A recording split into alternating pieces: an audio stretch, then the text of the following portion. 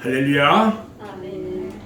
오늘 또 거룩하고 복된 주일에 주님의 전에 나와 예배하는 사랑하는 성도 여러분 모두에게 오순절 다락방에 임하셨던 성령의 충만하신 역사가 이 자리에서 함께 일어나기를 주님의 이름으로 축원합니다. 아멘. 저는 오늘 마태복음 16장 21절로 28절 말씀을 통해서 메시아의 길 그리고 제자의 길 이런 제목으로 함께 말씀을 나누려고 합니다. 오늘은요 2월 마지막 주일이면서 교회 절기상 사순절 둘째 주일입니다. 그리고 오늘은 원래 3.1절 기념 예배로 드리는 날입니다. 왜냐하면 바로 내일이 3.1절이기 때문입니다. 3.1절이라는 것은 여러분들이 너무 잘 아는 사실입니다. 우리나라가 일본의 식민지 지배를 당할 때에 지금으로부터 102년 전 1919년 3월 1일 이 나라의 독립을 위해서 우리 기독교인들이 주동이 되어서 온 나라의 백성들이 분연히 일어나고 독립만세를 부른 날입니다. 매년마다 오는 이 날을 우리 기독교인들은 결코 잊지 말아야 합니다. 왜냐하면 기도하며 지켜낸 우리 대한민국이고 기도의 열매로 지켜낸 우리의 조국이기 때문입니다. 아멘. 저는 오늘 설교 본문인 마태복음 16장 21절로 28절 말씀을 보면서 두 단락으로 나누어져 있는 것을 이해할 수가 있었습니다. 하나는요 16장 21절로 23절까지 말씀을 보면 예수의 순환과 부활에 대해서 처음으로 예고합니다. 그리고 비로소 그가 당하실 고난에 대해서 제자들에게 말한 부분이 있고요. 또 하나는요 24절부터 28절에 보면 예수의 제자들이 가야 할 제자도에서 가르치는 그 내용을 보면서 두 개의 구분으로 되어 있는 것을 알 수가 있었습니다. 이렇게 둘이 하나로 된 본문은 예수께서 자신이 누구인지 그의 정체성을 밝히고 동시에 그를 따르는 제자들이 가야 할 제자의 길에 대한 가르침을 우리에게 주고 있는 것입니다. 우리는 단순히 예수를 믿는 사람이 아니라 예수를 따르는 제자들입니다. 오늘의 말씀을 통해서 예수의 제자로서 가야 할 길을 발견하는 은혜의 시간이 되기를 주님의 이름으로 축원합니다. 아멘. 예수님의 공생애. 예수님의 공생애가 뭐냐 하면 예수님이 어렸을 때의 생활하신 것과 또 자기 개인의 생활이 아닌 이 세상의 인류를 구원하기 위해서 사역하신 그 3년 동안의 생애를 말하고 있는 건데 마태복음 16장에 오늘 등장하는 베드로의 신앙 고백을 기점으로 해서 전반부와 후반부로 구분되어지는 것을 우리는 알 수가 있습니다. 공생의 전반부에는 갈릴리를 중심으로 사회적 약자들을 대상으로 펼친 예수님의 하나님 나라를 알리는 선교가 중심이 되어 있고요. 후반부에는 예루살렘에서 순환을 당하고 십자가에 달려 처형되는 예수의 순환 사건이 중심 주제로 나타나고 있습니다. 다시 말하면요, 베드로의 신앙 고백이 그 분기점을 형성하고 있다는 것입니다. 예수께서 예루살렘으로 가는 길목, 가이사라 빌립보 지방에 이르렀을 때에 예수님께서 제자들에게 묻습니다. 사람들이 인자를 누구라고 하느냐 이렇게 물었습니다. 그러자 제자들이 대답합니다. 어떤 사람은 요한 세례라고도 하는 사람도 있고요, 어떤 사람은 엘리야라고도 하고요, 어떤 사람은 예레미야라고 하는 사람도 있습니다. 그러자 예수님은 제자들에게 향해서 단도직입적으로 물어봅니다. 그러면 너희는 나를 누구라고 생각하느냐? 이렇게 물었습니다. 이때 제자들을 대표해서 시몬이 대답합니다. 당신은 그리스도시요 살아계신 하나님의 아들입니다. 이렇게 대답합니다. 예수님은 깜짝 놀랐습니다. 그리고 예수님은 시몬을 칭찬합니다. 그리고 그에게 바위라는 뜻의 베드로라는 이름을 주게 됩니다. 그리고 바위와 같은 베드로 위에 교회를 세우리라고 하셨습니다. 사랑하는 여러분, 오늘 베드로가 신앙으로 고백한 하나님의 아들 그리스도는 어떤 분일까요? 이 물음은요, 예수의 정체성에 관한 것입니다. 여기서 우리가 하나님의 아들 그리스도 곧 메시아가 누구인지를 알기 위해서는 먼저 당시의 유대인들의 메시아 신앙에 대해서 우리는 알아야 합니다. 당시의 유대인들은요, 고대했던 메시아 신앙이 세 가지로 요약되는 것을 우리는 알아야 됩니다. 첫 번째는요, 정치적인 메시아 신앙입니다.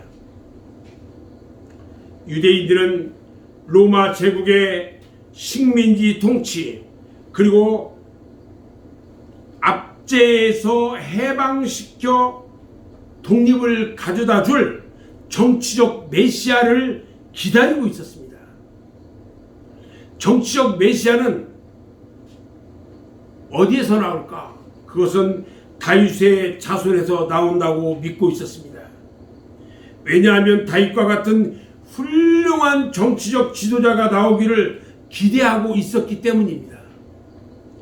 특히요, 유대 민족주의와 결부된 정치적 메시아를 고대했는데, 예수의 제자 가운데서도 특히 가룟 유다는요, 예수를 정치적 메시아로 믿고 따랐다가 실망하고 배반하게 된 대표적인 사람이다, 이렇게 이야기할 수 있습니다. 두 번째, 유대인들이 고대했던 메시아 신앙은 뭐냐? 묵시적 메시아 신앙이에요. 주전 6세기에 예루살렘 도시와 성전이 바벨론에 의해서 완전히 파괴된 후에 유대인들은 바벨론으로 끌려갑니다. 그리고 포로 생활을 하지 않으면 안 되었습니다. 그 이후에 유다 왕국은 나라의 주권을 다 잃어버리고 예수 복음 시대에 이르기까지 600여 년 동안 나라 잃은 유랑민족 디아스포라로 살지 않으면 안 되었던 것입니다. 주전 3세기경에 유대민족의 정치적 해방이라는 희망의 상실과 더불어서 정치적 메시아 신앙이 퇴조되고요, 묵시적 메시아 신앙이 새롭게 등장되었습니다. 세상 종말의 날에요, 인자 같은 천상적 존재가 하늘에서 내려와서 세상 왕국을 완전히 멸망시켜버리고 고난받는 민족을 구원한다는 신앙이 바로 묵시적 메시아 신앙인 것입니다. 이러한 묵시적 메시아 신앙은요, 유대 백성의 하층민들, 정말 어려운 하층민들부터 특히 호소력이 컸다는 것입니다. 그래서 예수께서 갈릴리에 오셔서 때가 찼고 하나님 나라가 가까이 왔다고 선포했던 것도 이러한 묵시적 종말 신앙과 연관성이 있는 것입니다. 세 번째로, 유대인들이 고대했던 메시아 신앙은 무엇이냐? 고난의 메시아 신앙인 것입니다.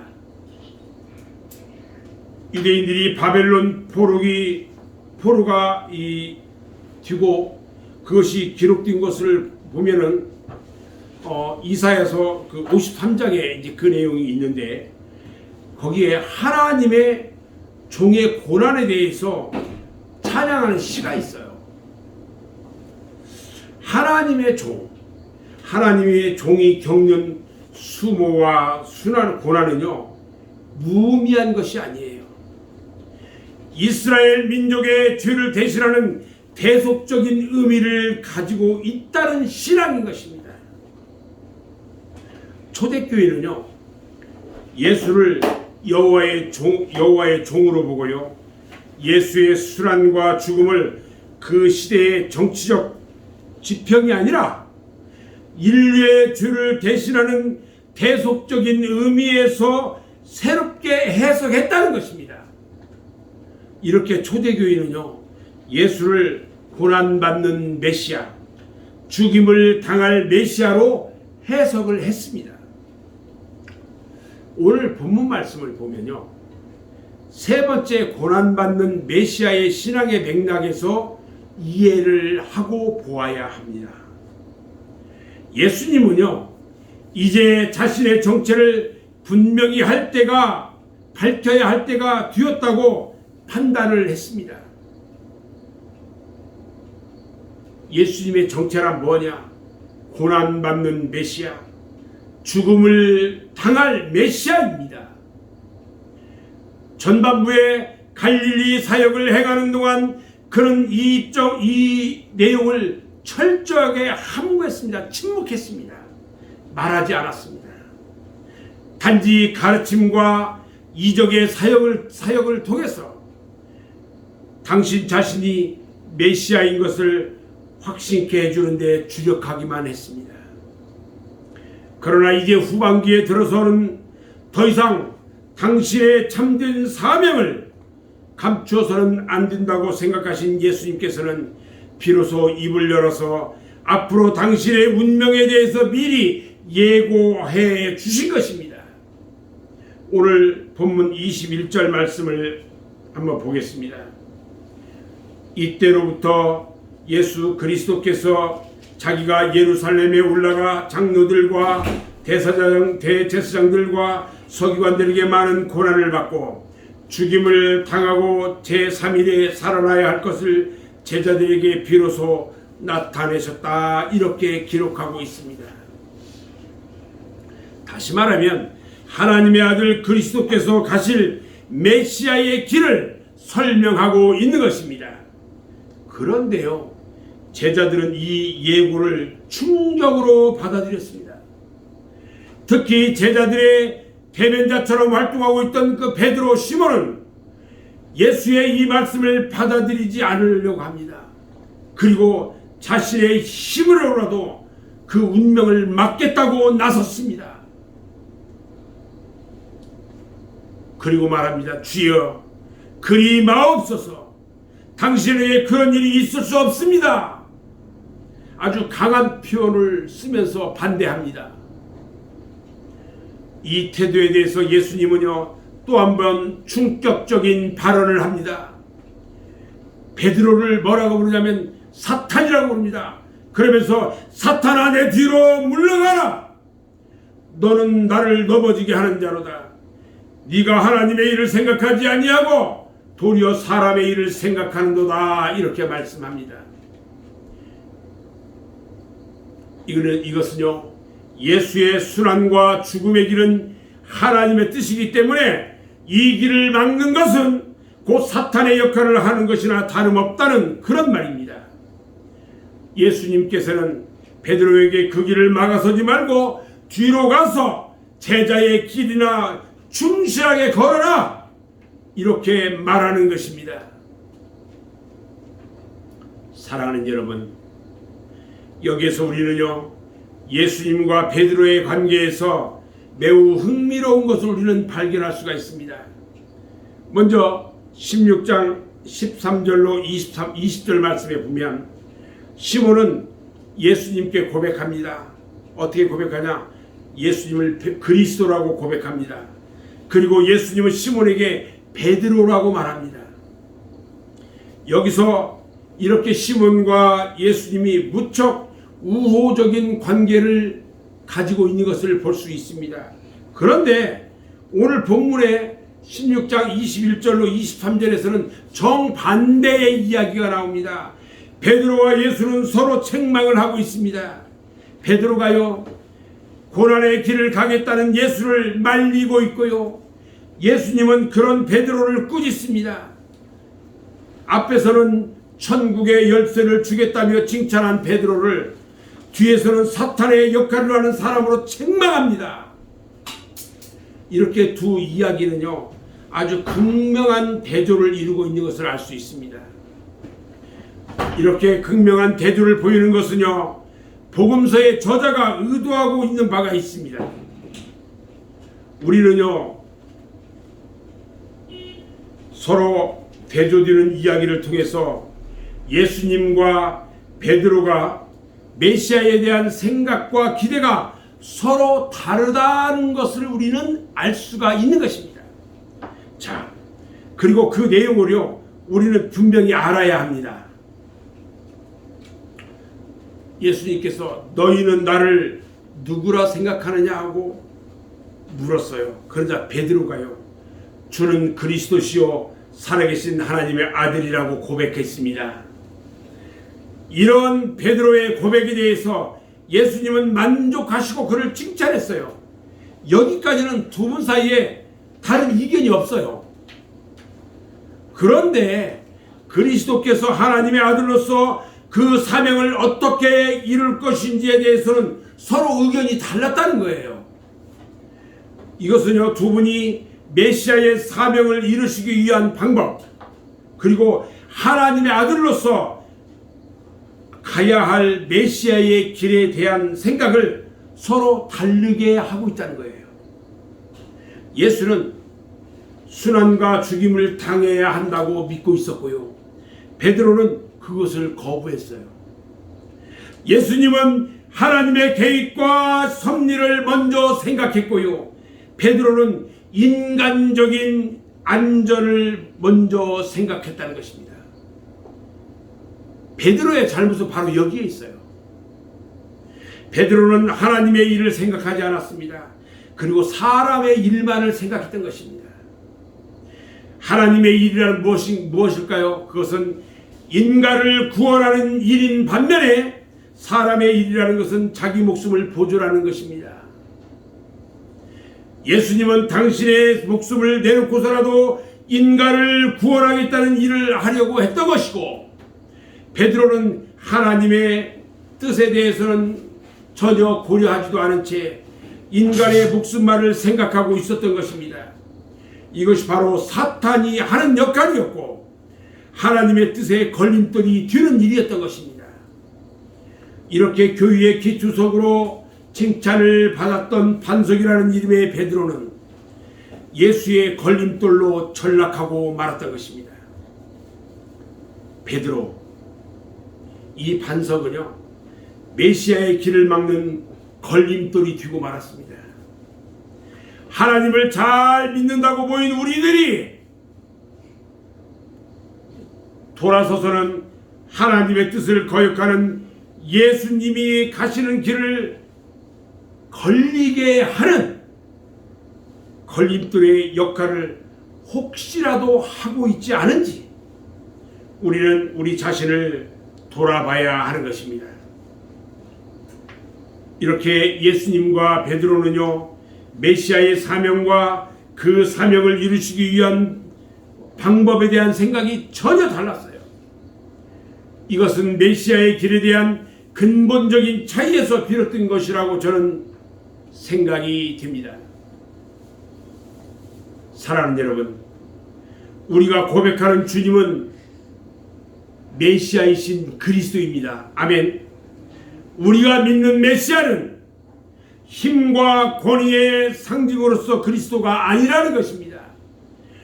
그는 순환을 당하고 십자가에서 죽게 되는 연약함의 상징으로서의 메시아이라는 것입니다. 오늘 본문에서 말씀하신 예수님의 순환 예고는 우리가 어디에서 메시아를 찾아야 하고 만나야 할지를 우리에게 말씀해 주고 계신 것입니다. 오늘 우리의 현실에서 예수를 만나려면요, 어디에서 예수를 만날 수 있을 것이라고 여러분들은 생각합니까? 여러분들이 현재 살아가면서 예수를 만나려면 어디에서 예수를 만날 수 있을 거라고 생각하느냐는 겁니다. 우리가요, 우리 주변의 사회적 약자들과의 연대, 나눔 가운데서 현존하시는 그리스도를 만날 수 있어야 한다는 것을 우리에게 말씀해 주고 있습니다. 우리는 우리가 살아가는 내 주변 환경을 통해서 사회적 약자나 그들을 섬기며 나눔을 통해서 그들에게 그들의 모습 가운데서, 저 약한 저들의 모습 가운데서 그리스도의 모습을 찾아야 한다는 것입니다. 그리스도를 만나야 한다는 것입니다, 여러분. 그리고 메시아의 길이 영광의 길이 아니라 고난의 길이라는 것을 우리에게 말씀해 주는 것을 알아야 하는 것입니다. 저는 이제 말씀을 마무리하려고 합니다. 예수님은 하나님의 아들로서 걸어가야 할 그 메시아의 길은요, 고난과 죽음의 길이었고, 제자된 우리가 걸어야 할 제자의 길은요, 예수님의 운명을 그대로 따라가는 그 길이라는 것을 말씀하고 있는 것입니다. 예수께서 자신의 욕망을 버리시고 인류의 구원을 위해서 순환과 죽음의 길을 가신 것처럼 제자들도 자기 중심적인 욕심을 다 뒤로 하고요, 예수의 순환의 길에 나서야 한다는 것입니다. 예수의 길이 영광의 길이 아닌 것처럼 제자들의 길도 역시 그렇습니다. 하지만 예수의 고난과 죽음은 끝이 아닙니다. 마찬가지로 제자들의 순환과 고난이 최종 종착점이 아닌 것입니다. 예수께서 순환과 죽음을 통해서 부활에 이르게 된 것처럼 제자들도요, 예수의 부활에 참여하게 될 것입니다. 아멘. 물론 제자들이 자기를 부인하고 때로는 자기의 목숨을 바쳐야 할 때도 있겠지만 그것으로 끝이 아니라는 것입니다. 왜냐하면 생명을 주고 계신 분은 하나님이시기 때문입니다. 하나님을 잃고 자기의 육신적인 생명을 지키기 위해서 몸부림치는 사람들은요, 잠시는 성공하는 것처럼 보일 수 있지만 결국은 실패하고 마는 겁니다. 왜 그러냐? 영원한 생명이 그들에게는 없기 때문에 그렇습니다. 반대로요, 예수를 믿고 하나님의 뜻을 위해서 육신적인 목숨을 두려움 없이 던지는 그런 사람은 영원히 살 수 있습니다. 그것은 생명이 하나님의 손에 달려있기 때문입니다. 이것이요, 부활신앙으로 사는 제자들에게 주어진 축복이라는 것입니다. 우리에게 주어진 축복이에요. 이러한 축복이 있다고 우리는 믿어야 하는 것입니다. 아멘. 하지만 메시아의 길을 따라서 제자의 길을 걸어가려면 이것은 무척 힘든 고난의 길입니다. 예수님께서는 오늘 본문 27절 28절에서 우리에게 위로의 말씀을 주셨습니다. 머지않아 장래에 예수께서 하나님의 영광을 입는 것을 우리가 보게 될 거라는 겁니다. 왜 이것이 중요합니까? 그것은요, 제자들의 고난이 헛되지 않고 육신적인 생명이 전부가 아니라는 것에 대한 확증이기 때문에 그렇습니다.